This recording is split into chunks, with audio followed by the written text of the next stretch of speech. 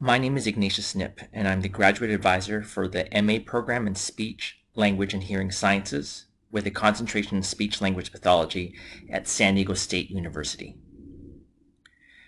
So I want to welcome you to our video, which will give you an overview of this program. And I want to welcome you on behalf of our academic faculty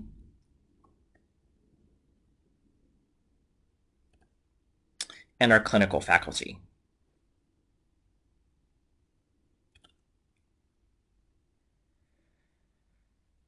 So our program is 5 semesters long. It's full-time. So you would start in August and go fall, spring, summer, and then the following fall and spring.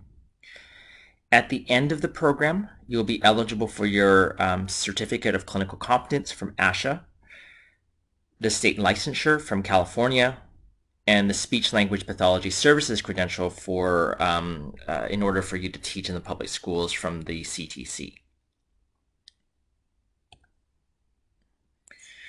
So, as you probably know, the certificate of clinical competence, requires a master's degree or a PhD with 400 hours of clinic.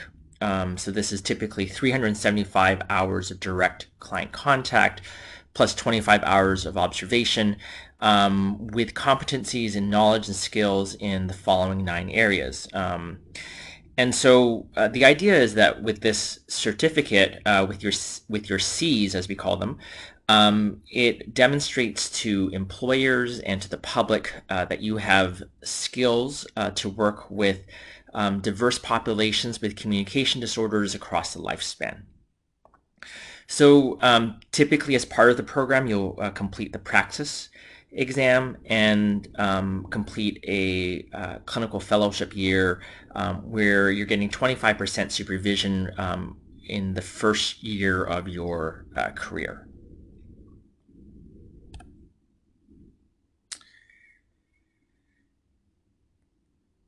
Students will graduate and be eligible for the California State Licensure. This is basically to work in any setting that is not a school or a federal facility. So if you worked, for example, in the VA hospital, then you wouldn't need the state licensure. The requirements are very similar to ASHA certification, and they require something called a required professional experience, which is equivalent to a clinical fellowship year that you need for your C's. You require fewer hours, 300 in 3 different settings instead of the 400, but all students get that 400, so you easily meet that minimum.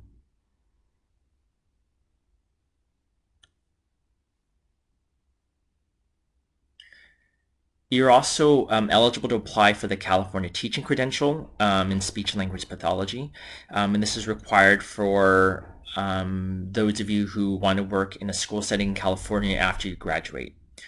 It aligns pretty closely with ASHA certification, so if you basically complete the requirements for one, you've got the requirements for the other 2.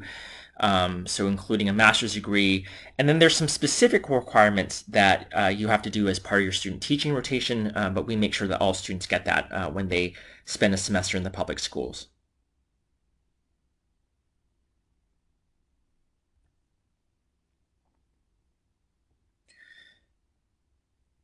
So in terms of academic coursework, you are required to take a number of different classes in the fall and the spring.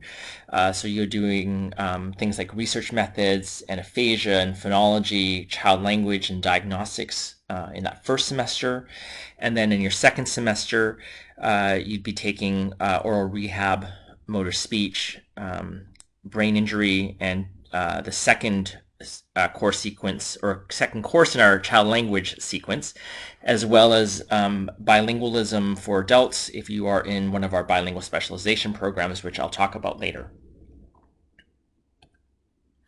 In the summer, you'd be taking the swallowing disorders class.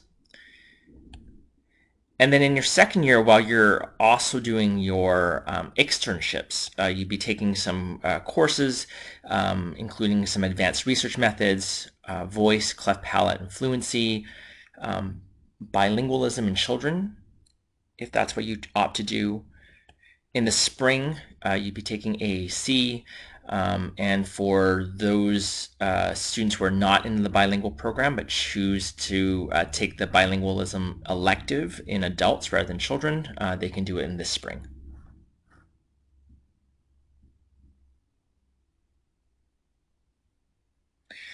Over the first and second years, you're required to do 9 units or 3 courses essentially of 700 level coursework.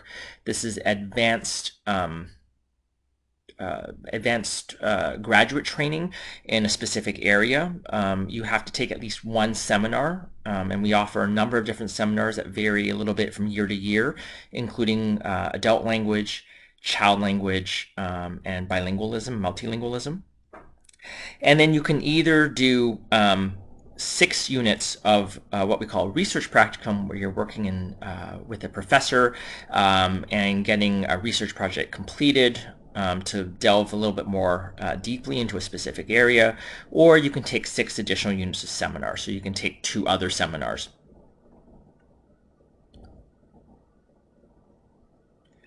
In terms of your clinical coursework, the first 2 weeks of the program are what we call a boot camp, where we give you basic clinical skills, interviewing, how to use standardized testing, how to formulate clinical questions when you're first working with a client.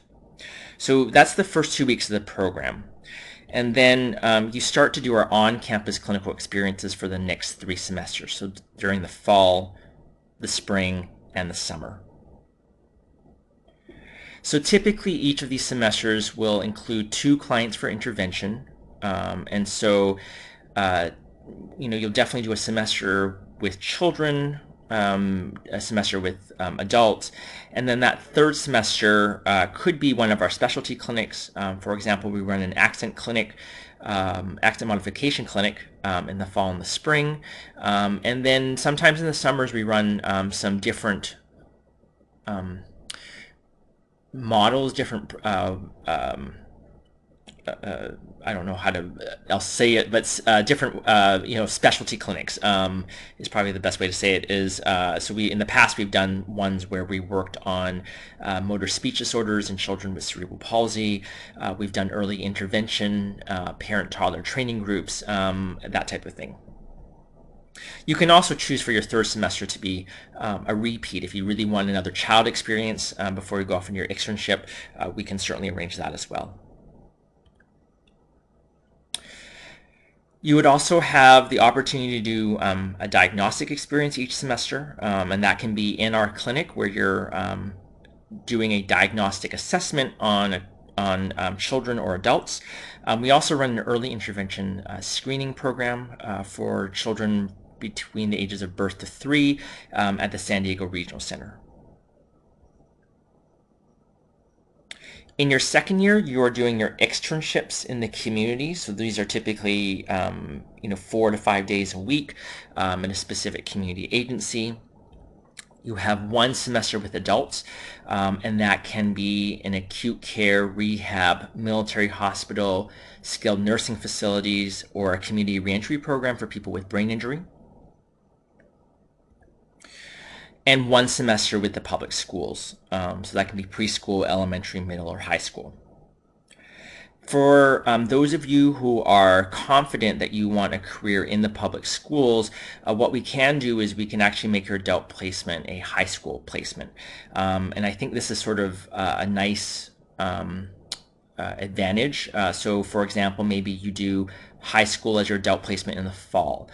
So you're seeing when you're working with your supervisor, what it's like to put together a schedule, build partnerships and collaborations with teachers, get to know the clients on your caseload, and then trying to figure out how to schedule them into groups and that type of thing. Then in the following semester, when you do a public school placement, maybe you choose a different age group. So let's say elementary school. Groups and things and schedules have all been set, but you're working with a different population, different age group, and you get to see a different rhythm to the school year. So now towards the end of the school year, you're doing things like reports. You are doing transition planning. So for let's say you're in an elementary school and you've got a fifth grader in your caseload or your supervisor's caseload. There'd be a transition plan meeting where the SLP at the elementary school and the associated professionals also meet with the associated professionals from the middle school that the child will be attending the following year, and there's a discussion about how to transition services so that it makes that transition a little bit easier for the child. So I think the advantage of doing that is then you are basically, when you start your job in a public school, you kind of have a sense of how the school year works. So that makes that first year a little bit easier. So here are some sample typical weeks for our students in our program.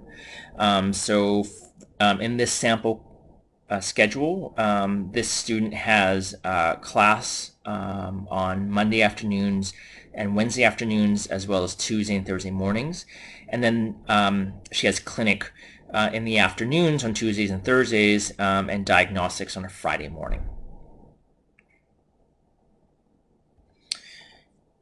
A sample second year schedule would be where Monday through Thursday this student is in a school doing her externship and then taking classes and seminars in the evenings 3 days a week.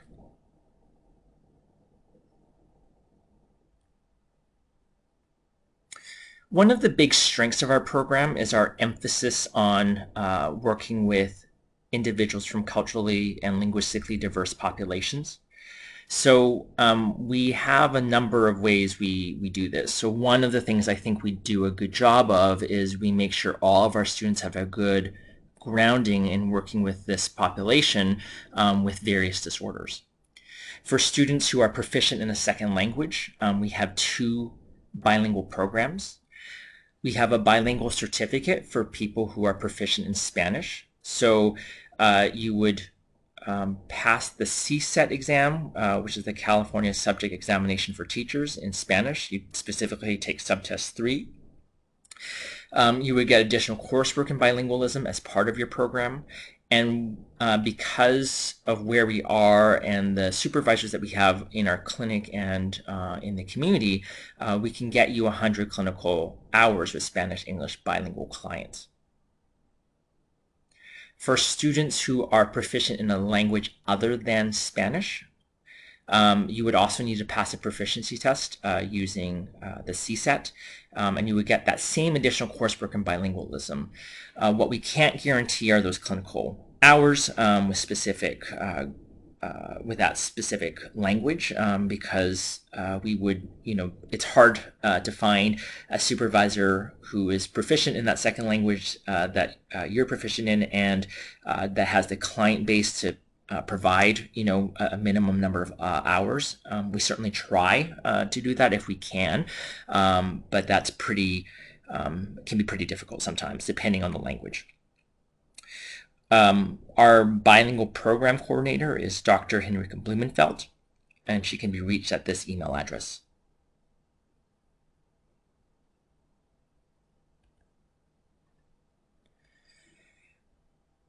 One of the things that we think makes for a successful experience for our graduate students in our MA program is the networking opportunities that we're able to provide for our students. So we have a graduate chapter of NISLA, the National Student Speech Language Hearing Association, which when you register for that organization, you get reduced ASHA convention registration. You're able to do research presentations at ASHA, opportunities for volunteering and professional development. You can also join as a student member of the California Speech, Language, and Hearing Association, or CASHA, which makes you eligible for a scholarship There's also an annual convention that happens every year where a lot of our students in the second year of the program will go to start to interview for jobs in other parts of the state if they decide to leave the San Diego area.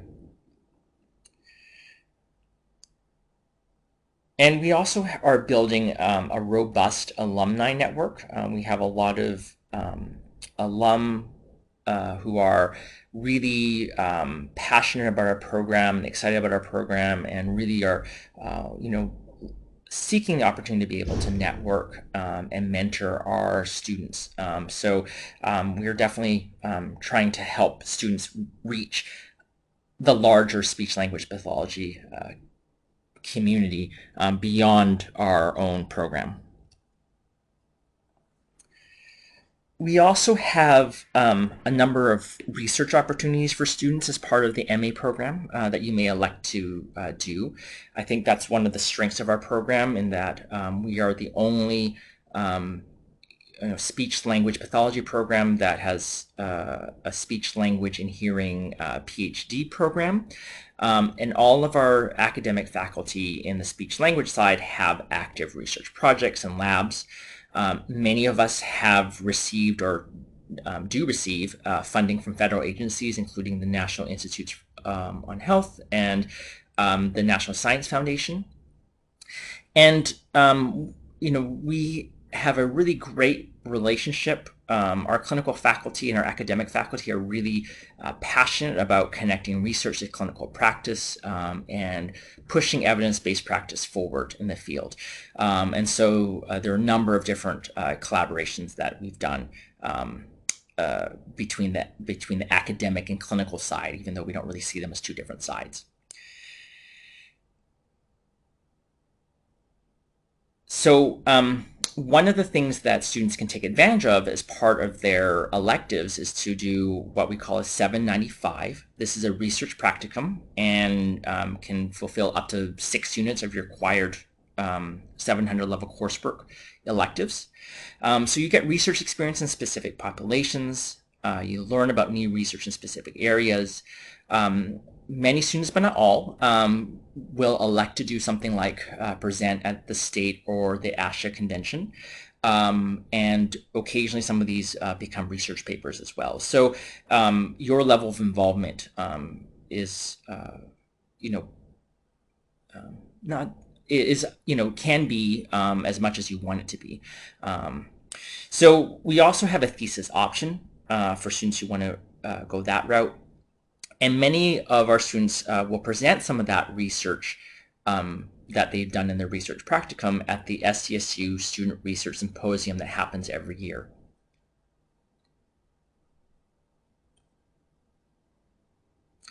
So why would you want to consider the MA program at SDSU? I think we have a lot of strong things, aspects of our program that our alums and students comment on.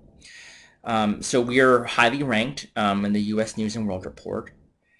We have a long history. We've been around for over 90 years in the San Diego community. We have a really comprehensive program that I think has been successful at preparing clinicians for a wide range of jobs. So I think our faculty, both academic and clinical, are highly invested in how successful our students are in our program and beyond. Our graduates are prepared to work with both children and adult populations. We have a very high success rate with the practice exam. It's very, very, it's been a while since anyone has not passed the practice exam. And many of our grads will say at the end of the program, or even a few years out, they really felt well prepared to be an SLP as after going through our program.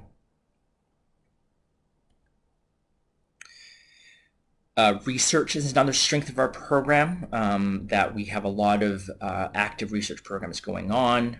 We have broad expertise, many of whom of us have federal funding.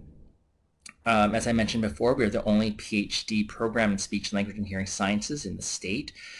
And we have lots of great connections with researchers across SDSU and at UCSD. So one example of that is our joint doctoral program, our PhD program, which connects researchers from about 6 different departments across the 2 universities. And so our students really benefit both at the MA and at the PhD level from these collaborations. And recently, a couple years ago,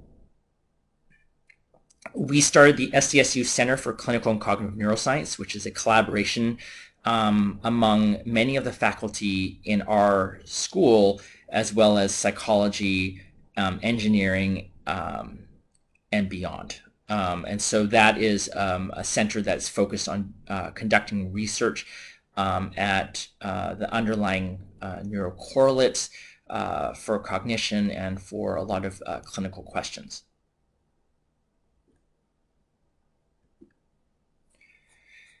Because of our long history with the community, and because for the longest time we were the only program in what is now the 8th largest metro area in the United States, we have really deep and broad connections with community agencies. And what that means for students is I think you benefit from that network in terms of the wide range of clinical experiences we're allowed to provide for our students. We can provide you with advising and experiences that are tailored to your interests. So for example, recently we had a student who was very interested in working with children who are hard of hearing or deaf, and really interested in the oral rehab side of things. And so we were able to get that student an experience working with supervisors who work largely with that population. In contrast to some other schools, we set up all of the clinical externships, so you are not responsible for funding any of them.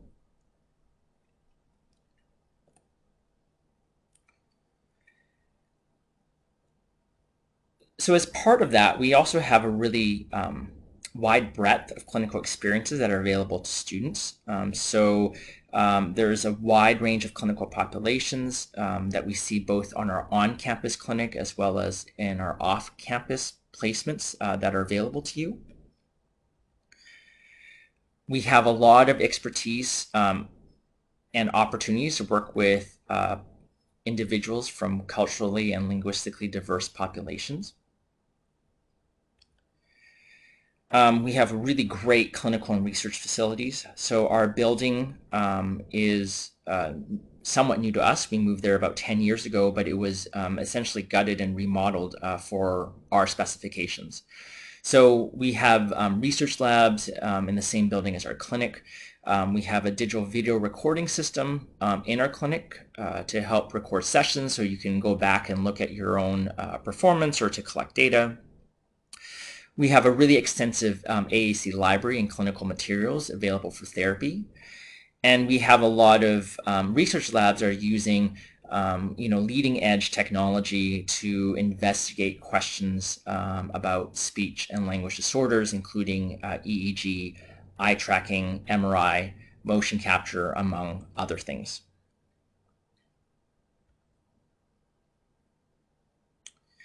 I think we also create a very supportive community. This is a comment that comes from supervisors and alums and our students.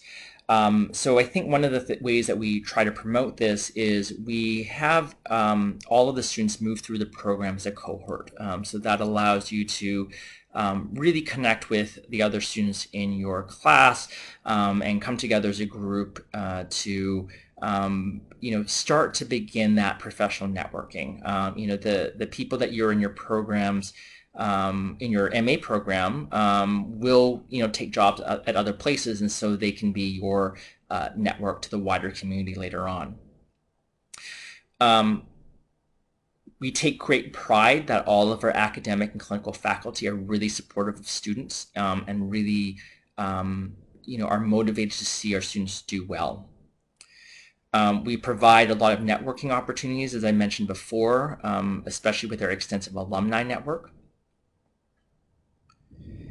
And, it's San Diego, So, even in the winter, where the only way you know it's winter is because there's a outside skating rink on the beach. We have great weather. It's a great city, and we have a lot of great clinical opportunities for students as part of the training experience.